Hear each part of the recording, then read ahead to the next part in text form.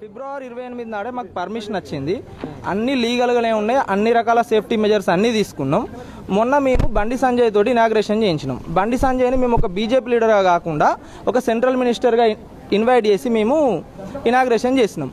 ఒక బీజేపీ వాళ్ళు ఇనాగ్రేట్ చేసిందనే ఉద్దేశంతో వీళ్ళు దానికి అగెనెస్ట్ పార్టీ వాళ్ళు, మేము బేసిక్గా ఏ పొలిటికల్ పార్టీకి చెందిన వాళ్ళం కాదు, వేరే పొలిటికల్ పార్టీ వాళ్ళు, వీళ్ళు ఎస్ఎఫ్ఐ ఏదో ఉన్నట్టున్నారు, ఏఎస్ఎఫ్ఐ ఎస్ఎఫ్ఐ వాళ్ళు కావాలని ఇంటెన్షనల్గా దాడి చేసేది. ఇది మాకు అన్ని రకాల పర్మిషన్స్ ఉన్నాయి. వీళ్ళు ఇంటెన్షనల్గా బండి సంజయ్కి అగెనెస్ట్, బీజేపీకి అగెనెస్ట్ ఉన్న వాళ్ళు దీన్ని ఇంటెన్షనల్గా దాడి చేసేది తప్ప మాకు అన్ని రకాల పర్మిషన్స్ ఉన్నాయి.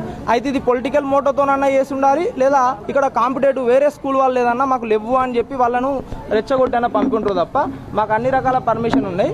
ఇప్పుడు సరే ఒకవేళ పర్మిషన్ లేదు అని వాళ్ళు భావిస్తే వచ్చి పర్మిషన్ ఉందా అని అడగాలి. ఇలా డైరెక్ట్ ఇదంతా డ్యామేజ్ చేసేది. మీరు చూస్తుంటే ఆల్మోస్ట్ స్కూల్ నాకు ఒక 10 lakhs వర్త్ విలువైన అన్ని రకాల ప్రొడక్ట్స్ అన్ని కొత్తవి మేము తీసుకొచ్చి పెట్టి అన్ని పగలగొట్టీలు.